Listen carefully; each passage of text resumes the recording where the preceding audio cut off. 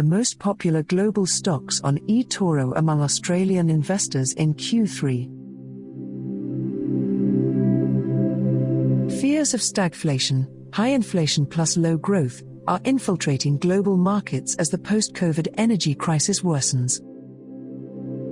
However, Australian investors maintained a long position in the world's most prominent high-growth technology stocks, according to trading platform eToro. The company has released its September top 10 most traded stocks list. And 9 of the top 10 positions were taken by technology behemoths. However, first, while plenty of large-cap technology was on the menu, the electric vehicle theme remains the most popular choice for Australian investors on eToro. Tesla topped the list for the second consecutive quarter, followed by China-based electric vehicle developer NIO Incorporated.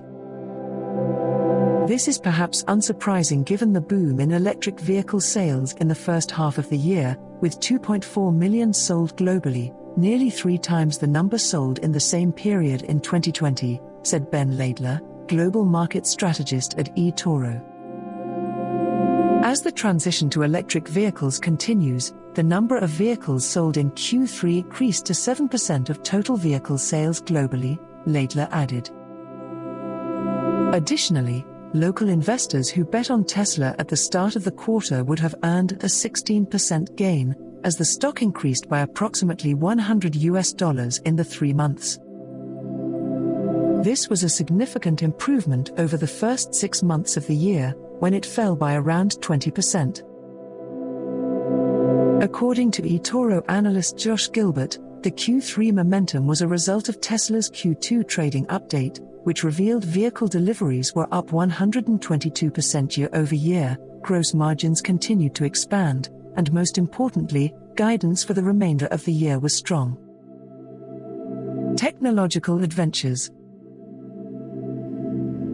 Elsewhere, in Q3, Australian investors were swayed by the big tech narrative.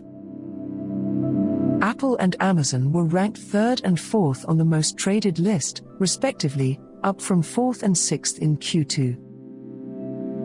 Alphabet, the parent company of Google, has also re-entered the top 10, 8th, as have the NYSE-listed shares of Chinese e-commerce giant Alibaba, 6th.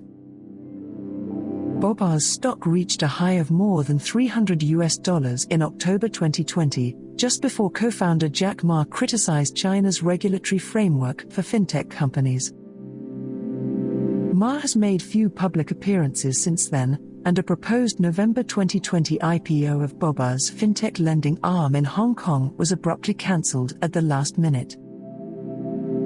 Alibaba shares continued to struggle for traction in Q3, falling from around $225 to less than $150 before bouncing back slightly in October. Australian investors continued to show a preference for high-profile US gaming company GameStop, demonstrating their risk tolerance. GME shares famously soared from less than $20 to around $350 in January as a result of an epic short squeeze. Since then, it has traded in a tighter range, ranging between $150 and $200 in the third quarter. Coinbase was another notable addition to this quarter's top 10 list, as local investors demonstrated an increased willingness to invest in crypto-related assets. Coinbase, America's largest crypto exchange, debuted on the Nasdaq in April with a closing price of $328 per share, but has since fallen to around $250. The macro perspective. According to Laidler's analysis of the results, Australian investors have thus far demonstrated a willingness to weather potential changes in the low-rate environment, which typically favors high-growth technology stocks. He noted that the majority of the technology heavyweights lost ground in September, as the US Federal Reserve's first interest rate hike was pushed back to 2022. With more to come in 2023. However, the increasing dominance of growth, and particularly big tech, stocks in portfolios suggests two things, he said. First, that investors believe interest rate increases will be gradual and steady, and, second, that they believe growth stock earnings still have plenty of room to run. Unless the Fed surprises the market and begins raising rates more aggressively than expected, we believe that technology and other growth stocks will continue to form the backbone of the majority of portfolios, Laidler said.